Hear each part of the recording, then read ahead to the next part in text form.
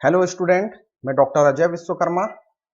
अब हम आते हैं शेयर कैपिटल के वीडियो नंबर 3 पर और स्टार्ट करते हैं calls in arrears. Calls in arrears का मीनिंग यह है कि जब कंपनी अपने शेयर होल्डर्स से पैसा मांगती है और शेयर होल्डर्स वो पैसा या वो अमाउंट पे नहीं कर पाता है, तो उस अमाउंट को कॉल्स इन एरियर्स बोला जाता है। ये कंपनी के लिए एक लॉस होता है। वो शेयर होल्डर जो कंपनी का पैसा पे नहीं करता है या कुछ समय के बाद कंपनी को पे करना चाहता है, तो वो कंपनी को विथ इंटरेस्ट के साथ कॉल्स इन अरियर्स का अमाउंट पे कर सकता है, जिस पर कंपनी 10% पर एनम के हिसाब से इंटरेस्ट चार्ज करती है। अब हम देखते हैं इसका एक न्यूमेरिकल क्वेश्चन, उससे समझते हैं कि होता क्या है calls in arrears. L company ने क्या किए हैं, 10,000 शेयर इशूड किए हैं और 10 रुपीज का एक शेयर है, 3 रुपीज उसने क्या किया है एप्लीकेशन पर, 3 रुपीज अलॉटमेंट पर और 4 rupees first and final call पर। तो अगर हम 3+3+4 को ऐड करते हैं तो समझ में आ रहा है कि एक शेयर की वैल्यू 10 रुपीज है। All the share were subscribe by the public, means पूरे शेयर्स जो है वो सेल हो चुके हैं कंपनी के और शेयर होल्डर्स ने उनको परचेस भी कर लिया है। देन यहां पर कंपनी बता रही है कि एक शेयर होल्डर्स जिसके पास 500 शेयर्स हैं, वो फर्स्ट और फाइनल कॉल का अमाउंट पे नहीं कर रहा है। तो जो अमाउंट कंपनी को अपने शेयर होल्डर्स से नहीं मिलता है, वो कॉल्स इन एरियर्स का अमाउंट होता है। अब इसकी वर्किंग कैसे होगी, तो हम उसी एनालिसिस टेबल के थ्रू देखते हैं कि 3 instalment, application, allotment and first and final call सबसे पहले हमें यहाँ पर नोट कर लेना है। देन नंबर ऑफ शेयर्स जो भी कंपनी ने इशूड किए हैं 10,000 शेयर्स, वो एप्लीकेशन के सामने, अलॉटमेंट के सामने और फर्स्ट एंड फाइनल कॉल के सामने हमको नोट कर लेना है। देन जो फीस है, एक शेयर की वैल्यू है 10 रुपीज, लेकिन कंपनी ने इसको ब्रेक कर दिया है 3 अलग अलग इंस्टॉलमेंट में। 3 रुपीज होगा एप्लीकेशन पर, 3 रुपीज होगा अलॉटमेंट पर, 4 रुपीज होगा फर्स्ट एंड फाइनल कॉल पर। तो अगर हम 10,000 का 3 से मल्टीप्लाई करते हैं तो 30,000 रुपीज कैपिटल का होता है और 30,000 बैंक का होता है। सेम 30,000 अलॉटमेंट का, 30,000 आपका ये बैंक में चला जाएगा और 40,000।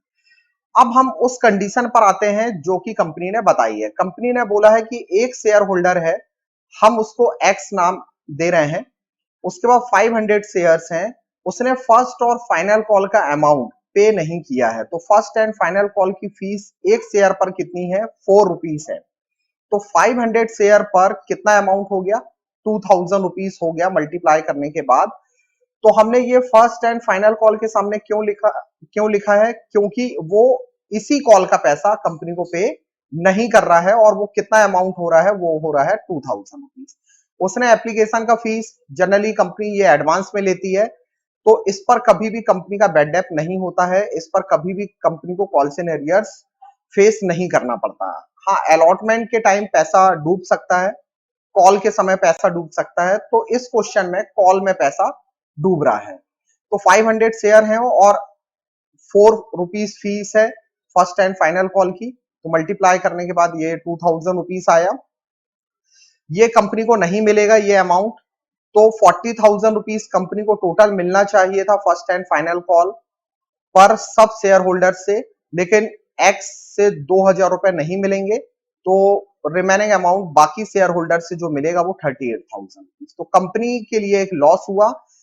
अब इस कॉल्स एंड एरियर्स के लिए दो ऑप्शन है। आप जर्नल एंट्री में कॉल्स एंड एरियर्स को शो भी कर सकते हो और चाहो तो नहीं भी शो किया जा सकता है। आप दोनों में से कोई भी ऑप्शन यूज कर सकते हो, शो करने वाला और शो नहीं करने वाला।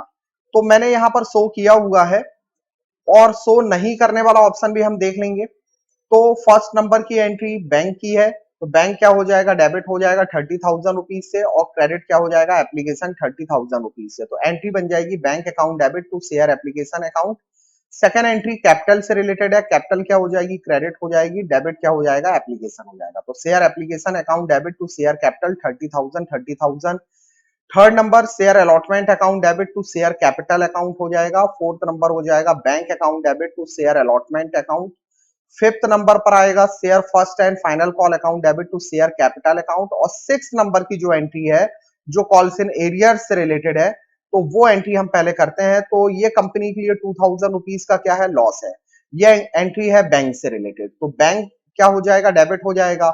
और फर्स्ट एंड फाइनल कॉल क्या हो जाएगा, क्रेडिट हो जाएगा। तो हम एंट्री बना रहे हैं bank account debit to share first and final call, ये हमारी नॉर्मल एंट्री है। अब कंपनी को 40,000 रुपीज मिलना चाहिए था, लेकिन 2,000 रुपीज नहीं मिला, तो ये कंपनी की एक लॉस हुआ, जिसे कंपनी क्या करेगी, जर्नल में डेबिट कर देगी, क्योंकि जितने भी लॉसेस होते हैं वो सब क्या होते हैं, डेबिट होते हैं। तो कॉल्स इन एरियर्स में 2,000 रुपीज वो वहां पर शो करेगी। बैंक से बाकी शेयर होल्डर से कितना अमाउंट मिलेगा, 38,000 रुपीज वो बैंक में अमाउंट लिखेगी, और बाकी दोनों का जो सम होगा वो 40,000 रुपीज क्रेडिट हो जाएगा। तो कॉल्स इन एरियर एक लॉस होता है, जिसको जर्नल एंट्री में हमेशा डेबिट तरफ शो किया जाता है। अब दूसरा ऑप्शन है कि क्या कॉल्स इन एरियर्स को हम बिना शो किए भी जर्नल एंट्री बना सकते हैं, तो हाँ, ये पॉसिबल है और कर भी सकते हैं आप। तो आप फिर एंट्री बनाएंगे bank account debit to share first and final call, और कॉल्स इन एरियर्स को फिर डेबिट नहीं करेंगे, और दोनों जगह जो अमाउंट डेबिट और क्रेडिट में ट्रांसफर की जाएगी वो 38,000 रुपीज की जाएगी। बस कॉल्स इन एरियर्स यहाँ पर जो है वो डेबिट में शो नहीं किया जाएगा। अब आते हैं हम नेक्स्ट टॉपिक पर, और हमारा नेक्स्ट टॉपिक है calls in advance. Calls in advance का मीनिंग ये होता है कि जब कंपनी अपने शेयर होल्डर से पैसा मांगती है, और शेयर होल्डर्स क्या करते हैं, एडवांस में ही कंपनी को फुल अमाउंट पे कर देते हैं। वो इंस्टॉलमेंट में धीरे धीरे करके नहीं पे करना चाहते हैं, मींस अलग अलग टाइम में वो पे नहीं करना चाहते हैं, जिस पर कंपनी को ये अमाउंट क्या होता है, एडवांस में मिल जाता है, जिस पर कंपनी 12% के हिसाब से पर एनम इंटरेस्ट पे करती है। कॉल्स इन एरियर्स पर इंटरेस्ट लेती है कंपनी 10% पर एनम, जबकि कॉल्स इन एडवांस पर कंपनी इंटरेस्ट देती है, और उसका रेट होता है 12% per annum. Interest on calls in arrears और interest on calls in advance, ये 12th के सिलेबस से हटा दिए गए हैं इंटरेस्ट की वर्किंग, इसलिए इंटरेस्ट से रिलेटेड जो क्वेश्चन है वो आपके एग्जाम में नहीं आएंगे। हाँ, इनसे रिलेटेड जो जर्नल एंट्री से रिलेटेड क्वेश्चन है वो जरूर आएंगे। बाकी इंटरेस्ट के कैलकुलेशन और इंटरेस्ट से रिलेटेड जो जर्नल एंट्री है वो आपके क्वेश्चन पेपर पर नहीं आएगी। अब हम इसका एक न्यूमेरिकल क्वेश्चन देख रहे हैं। एक्स लिमिटेड ने क्या किया हुआ है, 10,000 शेयर इशूड किया हुआ है, 10 रुपीज का एक शेयर बताया हुआ है। 10 रुपीज को कंपनी ने अलग अलग इंस्टॉलमेंट में ब्रेक किया है। एप्लीकेशन पर उसने 3 रुपीज मांगे हैं, अलॉटमेंट पर 2 रुपीज मांगे हैं, और फर्स्ट कॉल पर अलग मांगा है, और इस बार फाइनल कॉल पर अलग मांगा हुआ है। तो ऐसा करने के बाद इस बार कंपनी ने 4 इंस्टॉलमेंट की फैसिलिटी दी हुई है, तो हर इंस्टॉलमेंट की 2 जर्नल एंट्री बनती है। तो 4 इंस्टॉलमेंट है, तो टोटल हमें 8 एंट्रीज यहां पर बनाई है। कंडीशन दी हुई है क्वेश्चन में कि मोहन के पास 1000 शेयर्स हैं, वर अलॉटेड, मतलब उसके पास कंपनी ने 1000 शेयर्स अलॉट किए हुए हैं जो उसके पास हैं, paid the whole of the sum due along with allotment. अब आते हैं इसकी टेबल पर, उस टेबल को समझते हैं। पहले तो हम 4 इंस्टॉलमेंट जो कंपनी प्रोवाइड कर रही है अपने शेयर होल्डर्स को, वो हम 1 बाय 1 लिख लेते हैं। डेट हमने एज्यूम करके ली हुई है, क्वेश्चन में दी नहीं है, केवल आपको एक्सप्लेन करने के लिए डेट मैंने यहां पर नोट की है। ये हमने मान लिया है कि एप्लीकेशन का टाइम 1 अप्रैल 2020 है, और सेम डेट को अलॉटमेंट है 1 अप्रैल 2020, मींस जिस दिन आपने एप्लीकेशन दी उसी दिन कंपनी आपको शेयर अलॉट कर देगी। फर्स्ट कॉल हमने ले लिया है जून में है, 1 जून को, और सेकंड और फाइनल कॉल है वो सितंबर को है। ये डेट आपको ध्यान रखना है। 10,000 शेयर इशूड किए हैं, तो हमने चारों इंस्टॉलमेंट के सामने 10,000 लिख लिया है। देन उसके बाद रेट जो भी कंपनी ने 10 रुपीज को ब्रेक किया हुआ है वो हमने यहाँ पर मेंशन कर लिया है। 10 रुपीज का एक शेयर बताया हुआ है, एप्लीकेशन पर 3 है, अलॉटमेंट पर 2 है, फर्स्ट कॉल पर 2 है, और फाइनल कॉल पर 3 है। जब हम 10,000 का 3 से मल्टीप्लाई करते हैं तो ये अमाउंट होता है 30,000 कैपिटल का और 30,000 बैंक का। Same 20,000 capital, 20,000 bank, 20,000 capital, 20,000 bank, 30,000 capital, 30,000 bank. अब आते हैं कॉल्स एंड एडवांस की वर्किंग पर। मोहन के पास कितने शेयर्स हैं? मोहन के पास है 1000 शेयर्स। उसने क्या किया है कि जितना भी अमाउंट है ना वो अलॉटमेंट के टाइम पे कर दिया है। देखिए, फर्स्ट कॉल का पैसा और फाइनल कॉल का पैसा, जो पैसा उसको जून में पे करना था, जो पैसा उसको सितंबर में पे करना था, वो उसने अप्रैल में मींस अलॉटमेंट के टाइम ही पे कर दिया। मींस यहां पर पूरा का पूरा अमाउंट देकर वो फुर्सत हो गया है। अब वो जून जब आएगा तो वो पैसा नहीं देगा, जब सितंबर आएगा तो वो पैसा नहीं देगा, क्योंकि ये जून का पैसा और सितंबर का पैसा वो कहां पे कर चुका है? वो पे कर चुका है अलॉटमेंट में, मींस अप्रैल में। तो अब अलॉटमेंट के सामने इसकी वर्किंग देखते हैं, क्योंकि यहां पर कंपनी को ना एडवांस अमाउंट मिल रहा है। तो फर्स्ट कॉल का कितना पैसा उसके पास है? 1000 शेयर, और फर्स्ट कॉल की फीस है 2 रुपए पर शेयर के हिसाब से ये हो गया 2000 जो उसने एडवांस में दिया फर्स्ट कॉल का। ऐसे ही फाइनल कॉल का उसके पास है 1000 शेयर्स, फाइनल कॉल फीस है 3 रुपीज, तो मल्टीप्लाई किया तो 3000 रुपीज भी उसने फाइनल कॉल का एडवांस में दे दिया। तो टोटल मिलाकर 2000 रुपीज फर्स्ट कॉल का और 3000 रुपीज फाइनल कॉल का, तो टोटल मिलाकर 5000 रुपीज कंपनी को यहाँ एडवांस में मिला। बाकी शेयर होल्डर से 20,000 रुपीज मिलना चाहिए था, लेकिन मोहन के कारण 5,000 एक्स्ट्रा मिलेगा, तो कंपनी यहां पर अपने बैंक को 25,000 रुपीज से शो करेगी, क्योंकि ये एडवांस में अमाउंट मिल गया है।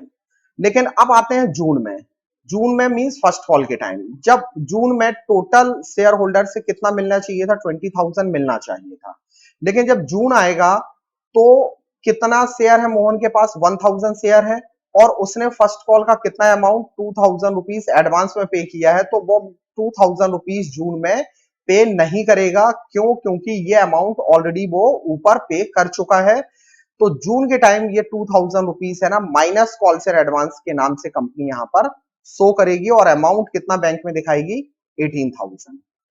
सेम ऐसे ही जब सितंबर आएगा तो सितंबर में वो 3000 रुपीज जो उसने फाइनल कॉल का एडवांस में दिया था, वो 3000 रुपीज जो है वो यहां पर कंपनी माइनस में दिखाएगी।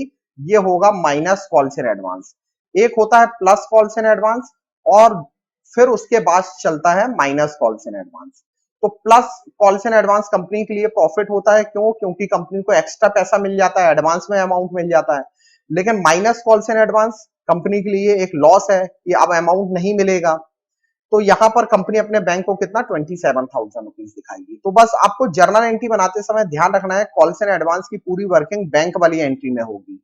तो कॉल्स एंड एडवांस जो आ रहा है वो 4th नंबर की एंट्री हमारी, ये 6th नंबर की एंट्री और 8th नंबर की एंट्री। तो हम केवल 3 ही एंट्री समझने वाले हैं, बाकी एंट्रियां तो सिंपल हैं जो आप बना लेंगे। फर्स्ट, सेकेंड, थर्ड, फिफ्थ और सेवंथ एंट्री में कोई चेंजेस नहीं आएगा, अमाउंट सेम यहाँ लिखा हुआ है और एंट्री भी आपको पता है, तो आप उन्हीं एंट्री में ये वाले अमाउंट फिल करके आप बना लेंगे। मेन है हमको 4th नंबर, 6th नंबर और 8 नंबर की एंट्री बनाना है। तो plus calls in advance company के लिए प्रॉफिट होगा, ये दिमाग में रखना है। तो ये क्रेडिट होगा, मींस जब भी प्लस का साइन अगर टेबल में बन रहा है तो ये प्रॉफिट को शो करेगा। तो कंपनी 4th वाली एंट्री में कॉल्स इन एडवांस क्रेडिट हुआ है तो ये यहाँ क्रेडिट करेगी, जर्नल एंट्री में कॉल्स इन एडवांस को क्रेडिट करेगी। लेकिन जब 6 नंबर की एंट्री बनाएंगे तो यहाँ कॉल्स इन एडवांस क्या हो रहा है? माइनस हो रहा है, और माइनस हो रहा है इसका मीनिंग है कि ये कंपनी के लिए लॉस हो रहा है। तो 6 नंबर में कॉल्स इन एडवांस को कंपनी क्या करेगी? डेबिट करेगी। ऐसे ही 8th नंबर में कॉल्स इन एडवांस को क्या करेगी? डेबिट करेगी। अब आते हैं हम इनकी एंट्री में। 4th नंबर, 6 नंबर और 8 नंबर की एंट्री हमने यहाँ लिखी हुई है। 4th नंबर की एंट्री में प्लस कॉल्स इन एडवांस है। देखो, बैंक अकाउंट डेबिट होगा टू शेयर अलॉटमेंट अकाउंट, ये तो हमारी नॉर्मल एंट्री है। Plus calls in advance credit क्यों हुआ? क्योंकि 5,000 रुपीज कंपनी को एडवांस में मिल गया था। अब यहाँ 6 नंबर में कॉल्स इन एडवांस डेबिट क्यों हो रहा है? क्योंकि 2000 रुपीज अब हमको नहीं मिलेगा, क्योंकि ये 2000 रुपीज ऑलरेडी हमको एडवांस में मिल चुका है जो 5000 में इंक्लूड है। तो इसलिए कंपनी यहां पर कॉल्स इन एडवांस को क्या कर रही है? डेबिट में शो कर रही है। ऐसे ही कॉल्स इन एडवांस को 8th नंबर की एंट्री में भी डेबिट में शो करेगी, क्योंकि ये कंपनी की लॉस हो जाएगा। ये 3000 रुपीज इस 5000 में इंक्लूड है, जो ऑलरेडी अपने प्रॉफिट को पहले वो शो कर चुकी है, क्रेडिट कर चुकी है। अब वो क्या कर रही है? अपने प्रॉफिट को कम कर रही है। इसलिए इस कॉल्स इन एडवांस को क्या कर रही है, वो डेबिट कर रही है। बाकी एंट्री में कोई चेंजेस नहीं है, बस यही ध्यान रखना है कि एक बार कॉल्स इन एडवांस जब प्लस होता है कब, जब वो एडवांस अमाउंट रिसीव करती है, लेकिन उसके बाद कॉल्स इन एडवांस माइनस होने लगता है क्योंकि वो अमाउंट नहीं मिलता है कंपनी को। अब आते हैं हम मिनिमम सब्सक्रिप्शन। मिनिमम सब्सक्रिप्शन क्या होता है कि जब कंपनी जितने शेयर मार्केट में इशूड करती है, अगर कंपनी को उन शेयर से कम के लिए एप्लीकेशन अगर रिसीव हो, जैसे कंपनी ने 10,000 शेयर इशूड किए हैं, लेकिन अगर मार्केट में केवल 9,500 शेयर ही उसके बिक पाए हैं, मींस 100% एप्लीकेशन नहीं आ पाई, तो कम के लिए अगर एप्लीकेशन आई है तो इस सिचुएशन को बोला जाता है मिनिमम सब्सक्रिप्शन या अंडर सब्सक्रिप्शन भी बोला जाता है इसको। तो मिनिमम सब्सक्रिप्शन और अंडर सब्सक्रिप्शन सेम है। सेबी की गाइडलाइन के according, SEBI security exchange board of India के अकॉर्डिंग क्या है कि किसी भी कंपनी को 90% से कम अगर एप्लीकेशन रिसीव हुई है और एप्लीकेशन का अमाउंट 30 डेज के अंदर अगर नहीं मिल पाता है, तो जितना भी अमाउंट है जो कि उसके पास आया हुआ है, वो कंपनी को पूरा का पूरा रिफंड करना पड़ेगा, रिटर्न करना पड़ेगा। तो 90% से कम अंडर सब्सक्रिप्शन नहीं होना चाहिए, 90% से ऊपर ही शेयर्स उसके बिकने चाहिए मार्केट में। अब हम आते हैं ओवर सब्सक्रिप्शन। हाँ, ये चीज और समझ लेते हैं अंडर सब्सक्रिप्शन में कि जो हमें क्वेश्चन करना होगा, नंबर ऑफ शेयर इशूड में आप लिखोगे 10,000, लेकिन नंबर ऑफ शेयर सब्सक्राइब जो होंगे वो 9,500, मींस हमको टेबल जो बनानी है वो 9,500 शेयर्स को लेकर ही बनानी है। कहने का मतलब आपको जो टेबल है ना, यहां पर आप 10,000 नहीं लिखोगे, वहां पर कितना लिखेंगे, 9,500 शेयर। तो यहां पर जो हम टेबल बनाएंगे और जो भी एंट्रीज बनाएंगे उसमें इंस्टॉलमेंट की अमाउंट का मल्टीप्लाई करेंगे, तो वो 9,500 की अमाउंट के साथ ही मल्टीप्लाई करके बनाना है। अब आते हैं ओवर सब्सक्रिप्शन। तो over subscription just under subscription का अपोजिट है। कंपनी जितने शेयर इशूड करती है उससे ज्यादा के लिए अगर कंपनी के पास एप्लीकेशन आ चुकी है, तो वो सिचुएशन होती है ओवर सब्सक्रिप्शन की। तो ओवर सब्सक्रिप्शन में कंपनी 3 ऑप्शन यूज करती है। ओवर सब्सक्रिप्शन की मीनिंग क्या है कि कंपनी ने जितने शेयर इशूड किए हैं उससे ज्यादा के लिए एप्लीकेशन आ जाना। जैसे अगर सपोज करो कंपनी ने 10,000 शेयर इशूड किए हैं और एप्लीकेशन अगर 12,000 शेयर्स के लिए आ जाती है, तो एक्सेस एप्लीकेशन कितने शेयर्स की हो गई, 2,000 शेयर्स की। तो उस 2,000 शेयर्स की एप्लीकेशन अगर आई है तो एप्लीकेशन फीस भी आई होगी कंपनी के पास, जो एडवांस में आई हुई होगी। तो उस फीस का कंपनी क्या करेगी, तो कंपनी उसके लिए 3 ऑप्शन यूज करती है।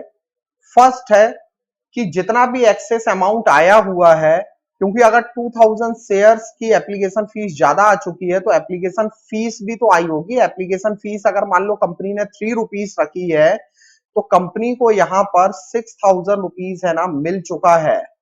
अब 6,000 रुपीज एडवांस में मिल चुका है, तो वो 6,000 रुपीज को क्या करे कंपनी, तो कंपनी यहां पर 3 ऑप्शन में से कोई भी ऑप्शन चूज कर सकती है।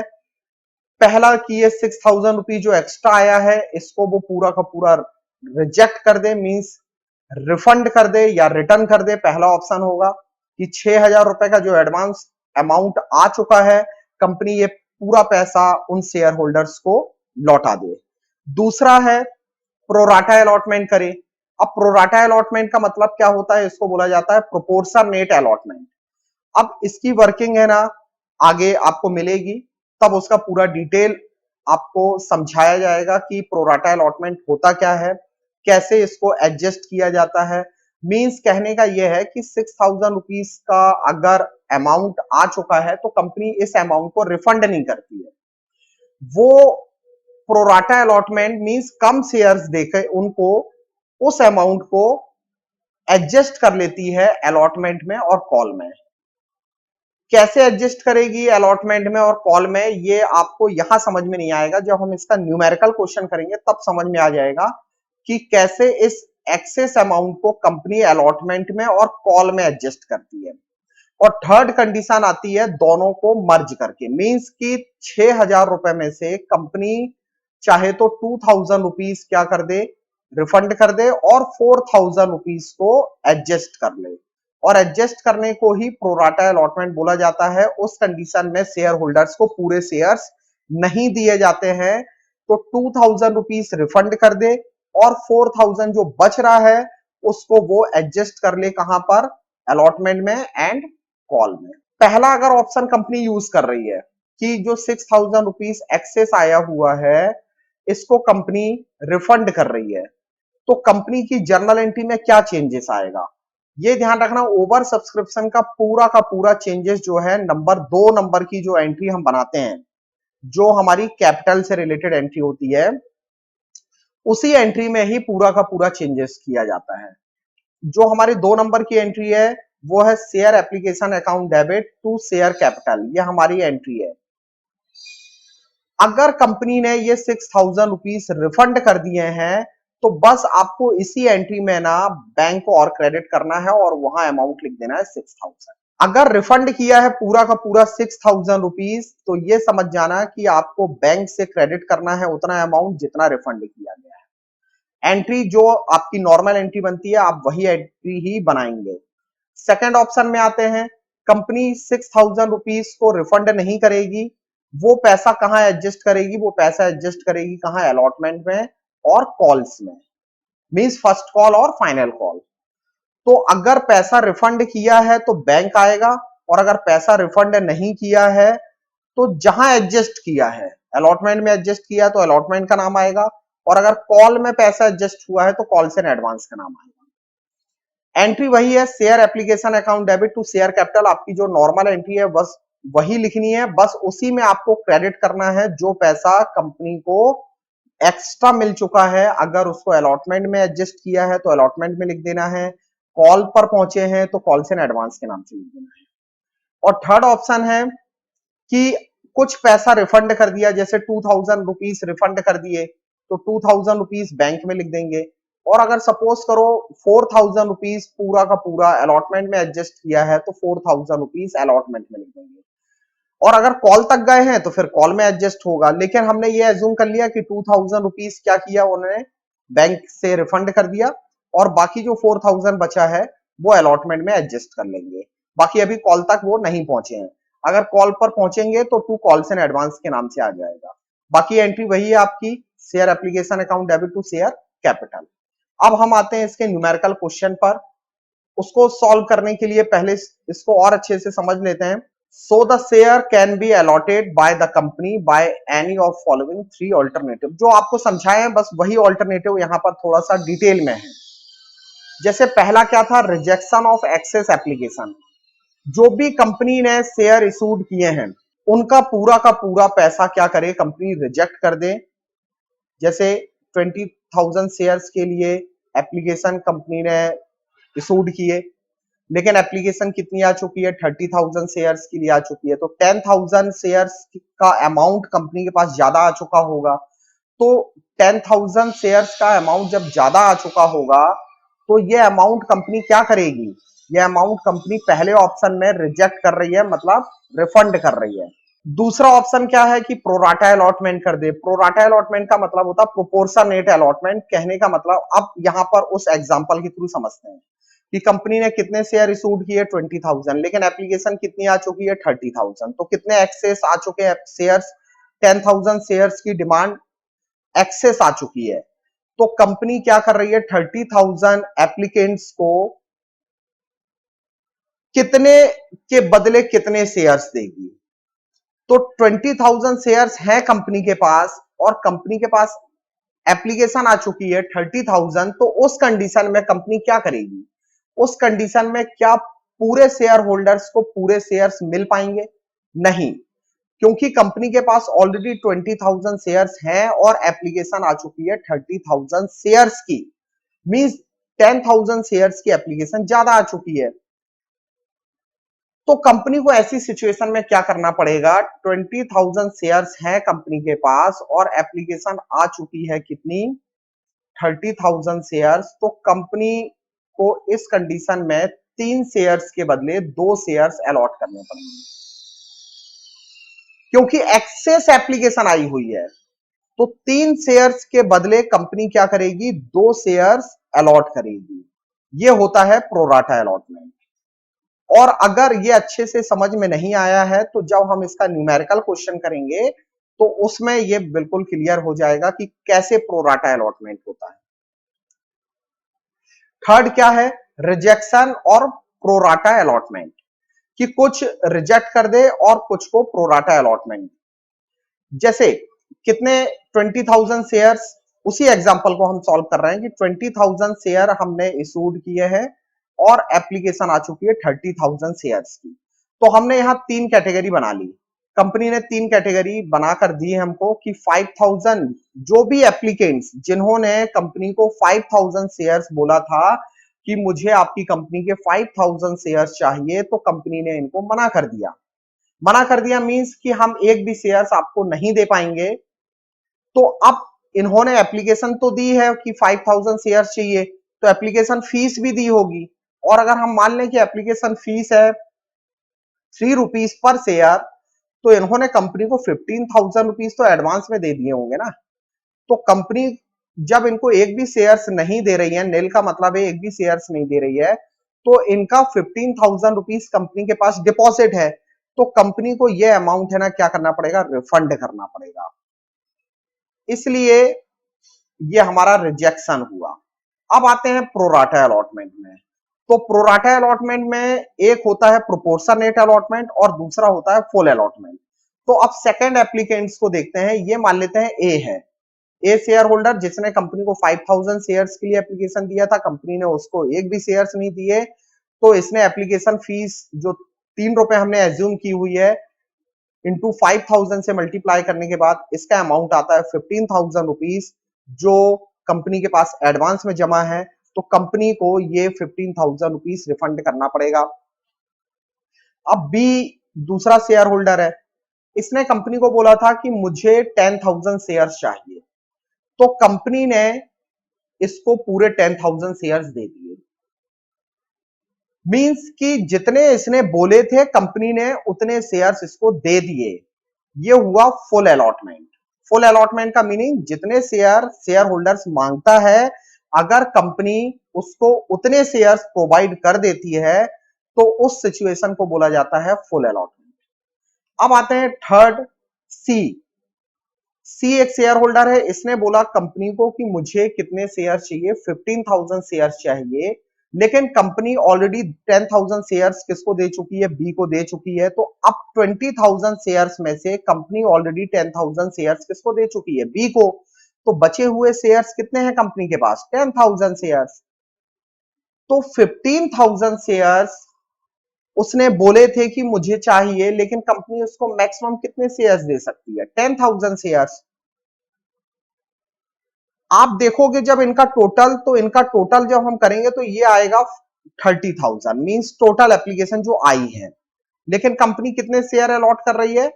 20,000। ये होता है प्रोराटा अलॉटमेंट। जो सी कैटेगरी वाली है ये है प्रोराटा अलॉटमेंट, मींस इसी को प्रोपोर्शनेट अलॉटमेंट बोलते हैं, कि जितने शेयर होल्डर्स मांगता है उससे कम शेयर उसको अलॉट करना, यही कहलाता है प्रोपोर्शनेट अलॉटमेंट। अब आते हैं इसके न्यूमेरिकल क्वेश्चन पर। एक्स लिमिटेड ने 30,000 शेयर है ना इशूड किए हैं, 10 रुपीज का एक शेयर है। 4 रुपीज कंपनी इस 10 रुपीज को ब्रेक कर रही है, 4 रुपीज एप्लीकेशन पर बोल रही है, 3 रुपीज अलॉटमेंट पर बोल रही है और 3 rupees first and final call पर बोल रही है।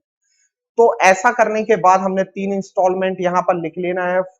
Application, allotment, first and final call. 30,000 share issued किए हैं, 4 रुपीज एप्लीकेशन पर है, 3 अलॉटमेंट पर है और 3 फर्स्ट एंड फाइनल कॉल पर है। तो ऐसा करने के बाद टोटल हो गया 10। अब आते हैं 30,000 इंटू 4 मल्टीप्लाई करेंगे तो कैपिटल का अमाउंट कितना बनता है? 1,20,000। तो इतना ही सेम अमाउंट यहां आना चाहिए, लेकिन ऐसा हुआ नहीं यहां। क्यों? क्योंकि एप्लीकेशन आ चुकी है कंपनी के पास 35,000 शेयर्स की। कंपनी ने इशूड तो 30,000 शेयर किए हैं, लेकिन एप्लीकेशन एक्सेस आ चुकी है 35,000 शेयर्स की आ चुकी है। तो जब 35,000 शेयर्स की एप्लीकेशन आएगी, तो एप्लीकेशन भी तो फीस आएगी एक शेयर पर 4 रुपए। तो 35,000 शेयर्स की एप्लीकेशन आ रही है, तो एप्लीकेशन फीस भी आई होगी 4 के हिसाब से। तो कंपनी को यहां 1,20,000 के प्लेस में मिल कितना गया, 1,40,000 मिल गया। मिलना था 1,20,000 रुपीज और मिल गया 1,40,000 रुपीज। तो आप देख रहे हो कितना एक्सेस मिल गया, 20,000 रुपीज एक्सेस मिल गया। ये जो बैलेंस आ गया है, कंपनी इस बैलेंस को, तीन ऑप्शन है कंपनी के पास, या तो पूरा का पूरा बैलेंस है ना रिफंड कर दे, दूसरा है या तो एडजस्ट करे, मींस प्रोराटा अलॉटमेंट करके एडजस्ट करे, और थर्ड है कि कुछ रिफंड कर दे और कुछ प्रोराटा अलॉटमेंट करके उसको एडजस्ट करे। तो क्वेश्चन में क्या लिखा है, क्वेश्चन में लिखा है कि जितना भी एक्सेस, मींस कितने 30,000 शेयर इशूड किए थे, 35,000 की एप्लीकेशन आई है, तो कितने शेयर्स की एप्लीकेशन ज्यादा है, 5,000 शेयर्स की एप्लीकेशन ज्यादा आई है। कंपनी बोल रही है इन शेयर्स का पैसा हमें नहीं रखना, मींस 20,000 रुपीज जो एक्स्ट्रा आया हुआ है ये पूरा का पूरा कंपनी रिफंड करने के प्लान में है। तो रिफंड मींस उसने फर्स्ट वाला ऑप्शन यूज किया है, और बाकी अलॉटमेंट में 30,000 इंटू 3 90,000 हो जाएगा, कैपिटल में 90,000 बैंक में, फर्स्ट एंड फाइनल कॉल में 30,000 इंटू 3 90,000 कैपिटल 90,000 बैंक, बाकी का जगह कोई चेंजेस नहीं आएगा। अब हमको जो एंट्री बनानी है हमारी, एक तो फर्स्ट नंबर की एंट्री और दूसरी है आपकी सेकंड नंबर की एंट्री, क्योंकि अभी मैंने आपको बताया कि ओवर सब्सक्रिप्शन जो है वो पूरा का पूरा डिपेंड है सेकंड एंट्री पर। तो हम पहले फर्स्ट एंट्री बना लेते हैं। फर्स्ट एंट्री हमारी होगी बैंक अकाउंट डेबिट, क्योंकि यही हमारी फर्स्ट एंट्री है। तो बैंक अकाउंट डेबिट होगा और क्रेडिट हो जाएगा एप्लीकेशन, और अमाउंट कितनी आ जाएगी इसमें, 1,40,000 आपको लिखना है और कुछ भी नहीं करना। Bank account debit to share application 1,40,000 1,40,000। Second entry जो है आपकी वो है आपकी, पहले तो नॉर्मल एंट्री लिख लो, क्योंकि वो कैपिटल से रिलेटेड है। तो कैपिटल क्या हो गई, क्रेडिट हो गई, तो डेबिट क्या हो जाएगा, एप्लीकेशन। तो एंट्री बन जाएगी share application account debit to share capital, यह हमारी नॉर्मल एंट्री है। अब यहां पर बैंक क्यों क्रेडिट किया गया है, क्यों, क्योंकि कंपनी ने फर्स्ट ऑप्शन यूज किया है कि ये 20,000 जो एक्स्ट्रा आ चुका है, कंपनी ये अपने पास नहीं रखना चाहती है। कंपनी ये अमाउंट को क्या करना चाहती है, रिफंड करना चाहती है। जब कंपनी अमाउंट रिटर्न करेगी तो उस कंडीशन में कंपनी के पास से बैंक जाएगा, और व्हाट गोज आउट क्या होता है, क्रेडिट होता है। तो इसलिए हमने यहां पर बैंक को क्रेडिट कर दिया। पहला ऑप्शन यूज किया रिजेक्शन का। अब आते हैं हम सेकंड, जहां पर हम प्रोराटा अलॉटमेंट देखेंगे और उसका अमाउंट एडजस्ट कैसे होता है वो देखेंगे। जैसे किर्लोस्कर लिमिटेड ने 20,000 शेयर इशूड किए हैं इस बार, 10 रुपीज का एक है और 4 रुपीज एप्लीकेशन पर है, 3 रुपीज अलॉटमेंट पर है और 3 rupees first and final call पर है। तो 20,000 शेयर थे, 3 इंस्टॉलमेंट है, तो 3 इंस्टॉलमेंट हमने यहाँ लिख लेना है। देन जो भी फीस है उसको ब्रेक किया है कंपनी ने, वो लिख लो आप। एक शेयर की वैल्यू 10 रुपए है, 20,000 का 4 में मल्टीप्लाई किया तो 80,000 आ गया। तो 80,000 यहां पर भी आ जाना चाहिए, लेकिन ऐसा हुआ नहीं। क्यों, क्योंकि कंपनी ने 20,000 शेयर इशूड किए हैं और एप्लीकेशन आ चुकी है 25,000 शेयर्स की। तो 25,000 शेयर्स की एप्लीकेशन जब फीस भी आई होगी, 25,000 शेयर्स के लिए एप्लीकेशन आई है, तो एप्लीकेशन फीस जो है, एप्लीकेशन फीस जो चल रही है वो 4 रुपीज है, वो भी आई होगी। तो अगर हम 25,000 इंटू 4 करते हैं तो ये होता है 1 लाख रुपीज। कितना आता है, 1 लाख रुपीज। जो कंपनी को मिलना चाहिए था 80,000 रुपीज, लेकिन कंपनी को 1 लाख रुपीज मिल गया है। तो कितना अमाउंट एडवांस में मिल चुका है, तो आप देखेंगे कि यहां पर 20,000 रुपीज का जो अमाउंट है वो एडवांस में मिल गया है। अब 20,000 रुपीज को कंपनी ने कौन सा ऑप्शन यूज किया है, कंपनी बोल रही है कि ये ना जितना भी अमाउंट आया है एक्सेस वो यूटिलाइज किया जाएगा अलॉटमेंट में। मींस जब अलॉटमेंट का टाइम आएगा तो हम 20,000 रुपीज जो हमको at the time of application advance में मिल चुका है, वो हम 20,000 रुपीज यहां पर नहीं मांगेंगे शेयर होल्डर से, और वो अमाउंट को हम यहां पर कम कर लेंगे अपने अलॉटमेंट मनी से, क्योंकि यही अमाउंट तो कंपनी को एडवांस में मिल चुका है। अब जब अलॉटमेंट आएगा तो वो शेयर होल्डर्स वो अमाउंट यहां पर कौन ना पे करेंगे, वो तो ऑलरेडी पे कर चुके हैं एडवांस में। तो 20,000 रुपीज यहां पर क्या करेगी कंपनी, माइनस करेगी। तो अब हमारी एंट्रीज में क्या चेंजेस आने वाले हैं, तो हम फर्स्ट नंबर की एंट्री बनाएंगे, सेकंड नंबर की एंट्री पर ही पूरा ओवर सब्सक्रिप्शन होता वो बनाएंगे, थर्ड नंबर में कोई चेंजेस नहीं दिख रहा है, फोर्थ नंबर में है तो हम फर्स्ट नंबर सेकंड नंबर और फोर्थ नंबर की एंट्री बनाएंगे, फिफ्थ और सिक्स में भी कोई चेंजेस नहीं है। तो फर्स्ट नंबर की एंट्री बनती है हमारी bank account debit to share application account, क्योंकि एप्लीकेशन फीस कितनी आ गई है 80,000 मिलना चाहिए, लेकिन मिल कितना गया 1 लाख रुपीस, तो हमें 1 लाख रुपीस ही शो करना है। देन सेकंड एंट्री पर आते हैं, तो सेकंड एंट्री क्या है, share application account debit to share capital, ये हमारी नॉर्मल एंट्री है। अब यहां पर हमने बैंक क्यों नहीं क्रेडिट किया, क्यों, क्योंकि कंपनी कोई भी अमाउंट को रिफंड नहीं करना चाहती है। वो पूरा का पूरा जो एक्सेस अमाउंट था 20,000 रुपीस, वो कहां एडजस्ट करने वाली है, अलॉटमेंट पर। तो 20,000 रुपीस अलॉटमेंट में एडजस्ट किया है, इसलिए यहां पर शेयर अलॉटमेंट का नाम आ रहा है। यहां पर कैपिटल में कितना अमाउंट आ जाएगा, 80,000 रुपीस आ जाएगा, और 20,000 रुपीस अलॉटमेंट में चला जाएगा, और दोनों का सम जो होगा 1 लाख रुपीस वो आ जाएगा एप्लीकेशन। और जो हमारी फोर्थ नंबर की एंट्री है वो होगी bank account debit to share allotment account. इसमें अमाउंट कौन सा शो करेगी, जो एक्चुअल में नेट अमाउंट मिलने वाला है, मींस 70,000 रुपीस जो मिलने वाला है। क्योंकि 20,000 इसलिए शो नहीं करेगी कंपनी, ऑलरेडी वो यहां पर एडवांस में ले चुकी है। तो अब 20,000 रुपीस यहां से कम करके 70,000 रुपीस जो रिमेनिंग अमाउंट है वो शेयर होल्डर से रिसीव करेगी, इसलिए यहां का जो अमाउंट है वो 70,000 रुपीस है। अब आते हैं हम थर्ड ऑप्शन पर कि कुछ शेयर्स का अमाउंट रिफंड कर दे कंपनी और कुछ शेयर का अमाउंट क्या करे, वो एडजस्ट करे। तो एक्स कंपनी ने 30,000 शेयर इशूड किए हैं, 10 रुपीस का एक शेयर है, 4 रुपीस एप्लीकेशन पर है, 3 रुपीस अलॉटमेंट पर है, और 3 रुपीस फर्स्ट कॉल पर है। तो हमने 30,000 30,000 30,000 तीनों एप्लीकेशन, सॉरी तीनों installment, application, allotment, first call, जो फीस है इनकी 433 सेम हमने एज इट इज लिख लिया।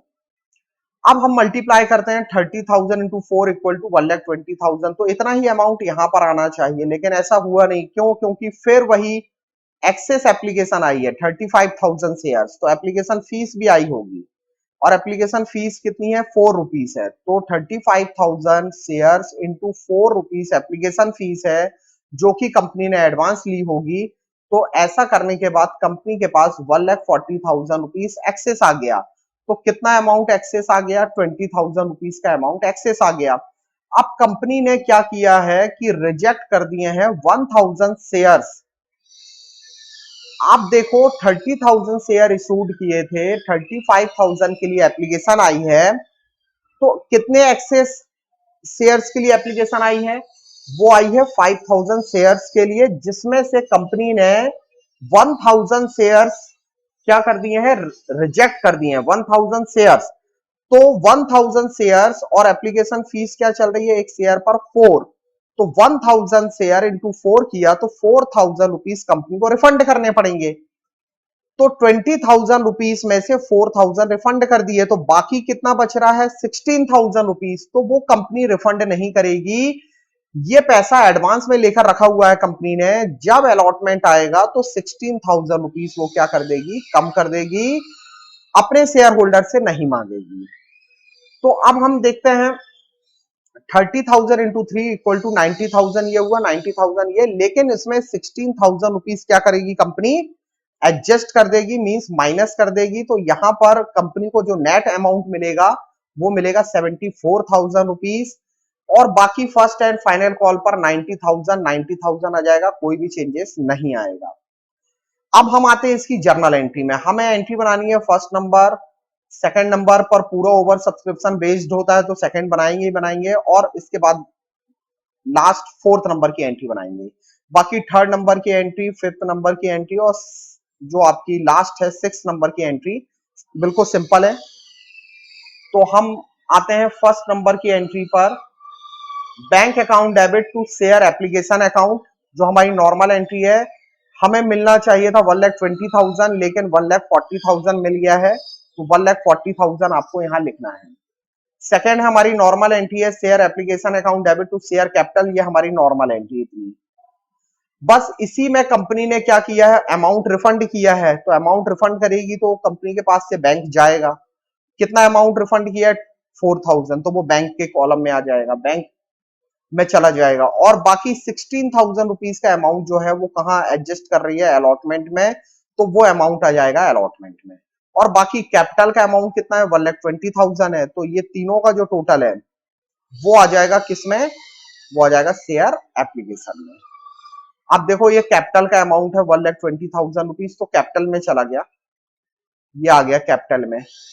और बाकी इसके बाद जो फोर्थ नंबर की एंट्री है, bank account debit to share allotment account, तो शेयर अलॉटमेंट में कौन सी अमाउंट आ रही है, जो माइनस होने के बाद 74,000 रुपीज आ रही है, क्योंकि 16,000 रुपीज कंपनी यहां शो नहीं करेगी फोर्थ नंबर में, क्योंकि ऑलरेडी कंपनी जो यहां पर एडवांस में शो कर चुकी है सेकंड नंबर पर कि जो उसको एडवांस मिल चुका है। अब केवल जो नेट अमाउंट मिलेगा 74,000 रुपीज, कंपनी बस वही अमाउंट अपनी जर्नल एंट्री में शो करेगी। अब आते हैं डिफरेंस पर, over subscription and under subscription. Over subscription जो है, जब कंपनी के पास एक्सेस अमाउंट आ जाती है, एक्सेस शेयर के लिए एप्लीकेशन आ जाती है, तो उस सिचुएशन को ओवर सब्सक्रिप्शन बोलते हैं। और अंडर सब्सक्रिप्शन जस्ट इसके अपोजिट है कि कंपनी जितने शेयर इशूड करती है उससे कम के लिए एप्लीकेशन आते हैं अगर, तो उस सिचुएशन को अंडर सब्सक्रिप्शन बोला जाता है। All applicants are not accepted, means कि इसमें कंपनी के पास तीन ऑप्शन है, या तो रिजेक्ट कर दे जो भी एक्सेस एप्लीकेशन आई है, या तो प्रोराटा बेसिस पर उनको अलॉटमेंट करे, या कुछ रिजेक्ट करके कुछ को एडजस्ट करे प्रोराटा बेसिस पर अलॉटमेंट करके। लेकिन इस सिचुएशन में ऐसा कुछ भी नहीं कर पाएगी कंपनी, क्योंकि एप्लीकेशन ही कम के लिए आई हुई है। रिफंड, यहां पर रिफंड वाला ऑप्शन यूज कर सकती है कि जो भी एक्सेस अमाउंट कंपनी के पास आया हुआ है, कंपनी वो अमाउंट रिफंड कर सकती है। जबकि यहां पर रिफंड का अमाउंट कब किया जाएगा, जब कंपनी को 90% से कम मिनिमम सब्सक्रिप्शन या अंडर सब्सक्रिप्शन रिसीव होता है, तभी यहां अमाउंट रिफंड किया जाएगा, अदरवाइज यहां अमाउंट रिफंड नहीं किया जाएगा। Company does not face the problem of minimum subscription, क्यों, क्योंकि सिचुएशन ही ओवर सब्सक्रिप्शन की है, इसलिए मिनिमम सब्सक्रिप्शन की यहां पर प्रॉब्लम फेस नहीं करती है। और जबकि यहां पर उसको मिनिमम सब्सक्रिप्शन की जो प्रॉब्लम है वो फेस करनी पड़ती है।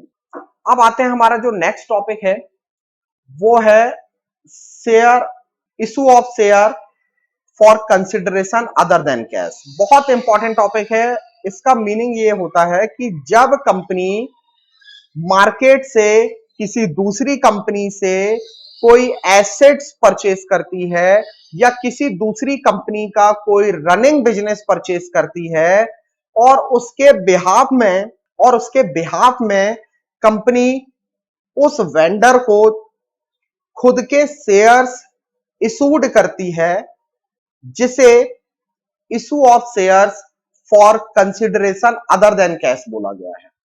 अब इसको समझते हैं कि कंपनी अगर किसी दूसरी कंपनी का रनिंग बिजनेस परचेज करती है, मींस चलता हुआ बिजनेस परचेज कर ले, अगर एक कंपनी किसी दूसरी कंपनी को खरीद ले, टेक ओवर कर ले, तो क्या जर्नल एंट्री बनाएगी आपकी कंपनी।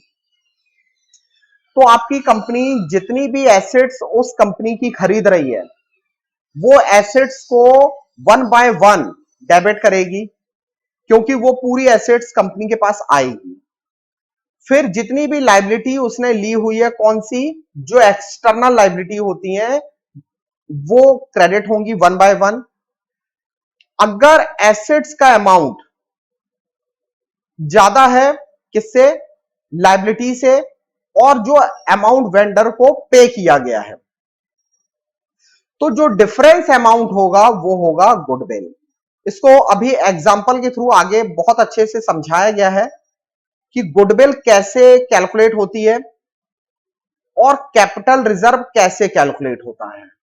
तो कैपिटल रिजर्व आने का मीनिंग है कंपनी को कैपिटल प्रॉफिट होना, कि जब सन्ड्री एसेट्स ज्यादा हो जाए किससे, उसकी लाइबिलिटी और वेंडर को जो अमाउंट पे की गई है, वेंडर मींस जो सेलर है जिसने अपनी कंपनी को बेचा है, उसको जितनी अमाउंट पे की गई है, अगर लाइबिलिटी और वेंडर का अमाउंट है ना अगर कम है और एसेट्स का अमाउंट ज्यादा है, तो जो डिफरेंस अमाउंट होगा वो कैपिटल रिजर्व होगा। अब समझते हैं कि परचेज कंसिडरेशन क्या होता है।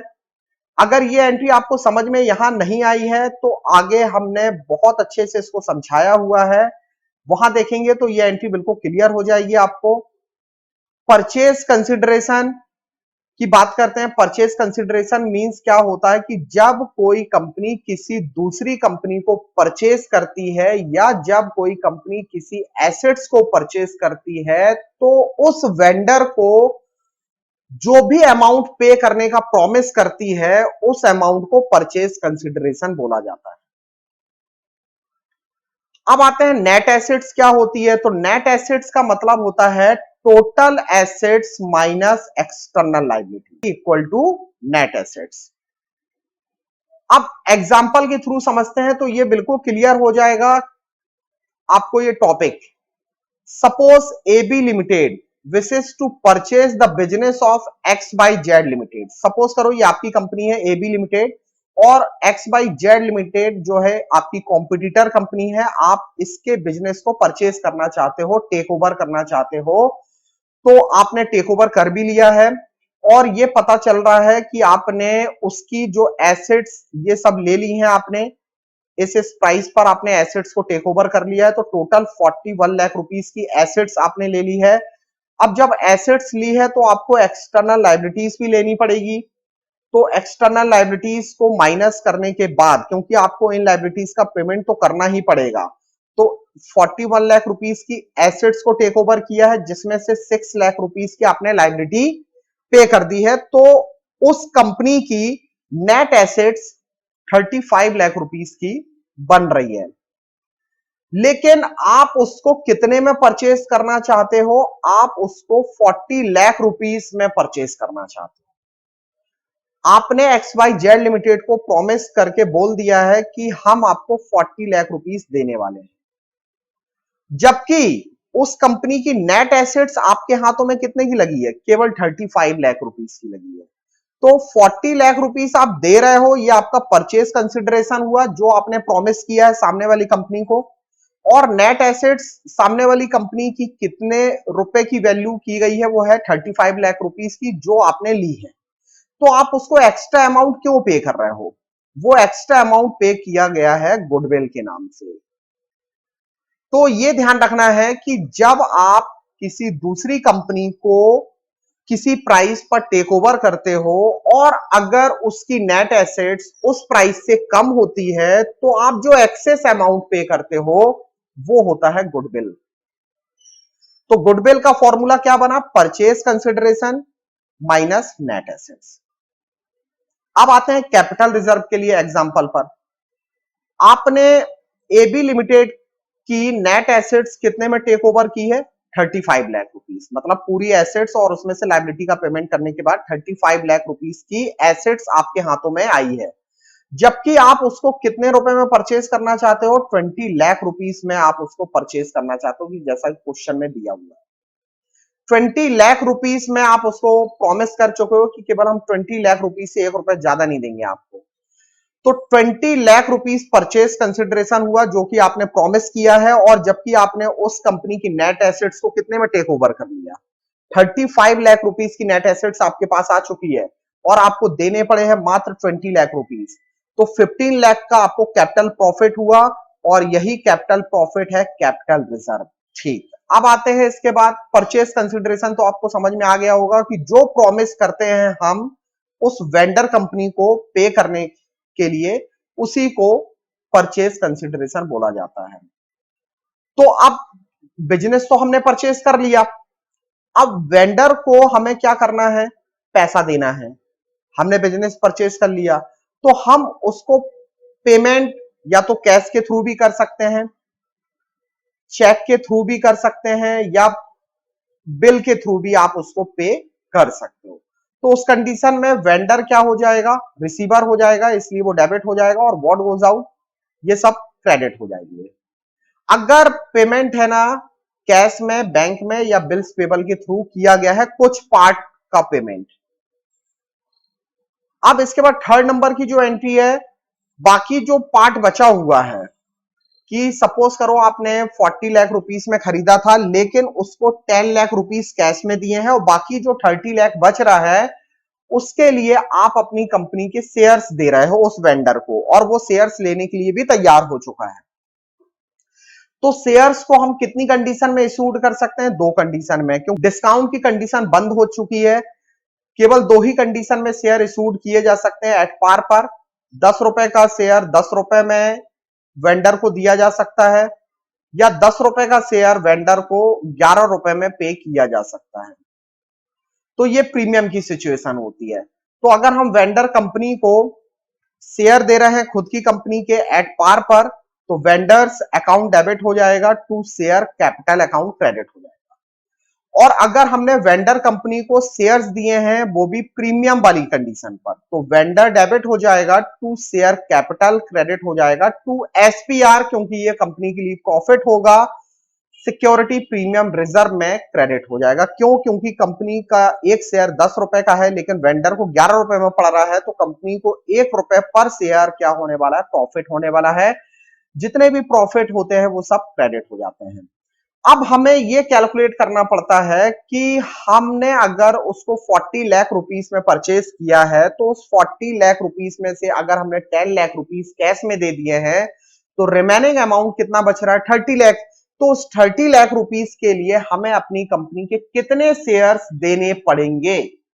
तो अगर आपको नंबर ऑफ शेयर्स कैलकुलेट करने हैं तो उसके लिए ये वाला फॉर्मूला है, purchase consideration divided by issue price of shares. इस फॉर्मूले को पुट करने के बाद पता चल जाएगा कि आपको उस कंपनी को कितने शेयर्स देकर परचेज करना पड़ेगा। अब आते हैं हम इसके एग्जांपल पर। रोहित लिमिटेड ने परचेज किया है एसेट्स, एक एसेट्स को परचेज किया है, किससे? रोहन एंड कंपनी से। ये रोहित कंपनी आपकी है और रोहन कंपनी जो है वो किसी दूसरे की कंपनी है, जो वेंडर कंपनी है, जो आपको एसेट्स क्या कर रहा है? सेल कर रहा है, और आप उससे एसेट्स परचेज कर रहे हैं। उस एसेट्स की प्राइस है 3,50,000। तो 3,50,000 की आपने एसेट्स परचेज की है, तो सबसे पहली एंट्री आप क्या बनाने वाले हो? एसेट्स परचेज करोगे तो व्हाट कम्स इन? एसेट्स। तो एसेट्स अकाउंट डेबिट कर लो, और किससे परचेज किया है? रोहन एंड कंपनी से। वो वेंडर है, गिवर है, तो वो क्रेडिट हो जाएगा 3,50,000 रुपीज से 3,50,000। अब इस 3,50,000 में से 75,000 रुपीज है ना आपने पे कर दिए हैं बैंक के थ्रू।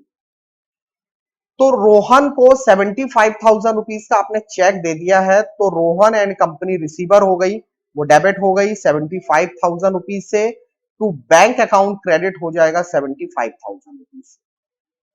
इसके बाद रिमेनिंग अमाउंट कितना बचा? 3,50,000 देना था, 75,000 ऑलरेडी आप दे चुके हैं, तो अब रिमेनिंग अमाउंट बच रहा है 2,75,000। ये अमाउंट होगा परचेज कंसिडरेशन।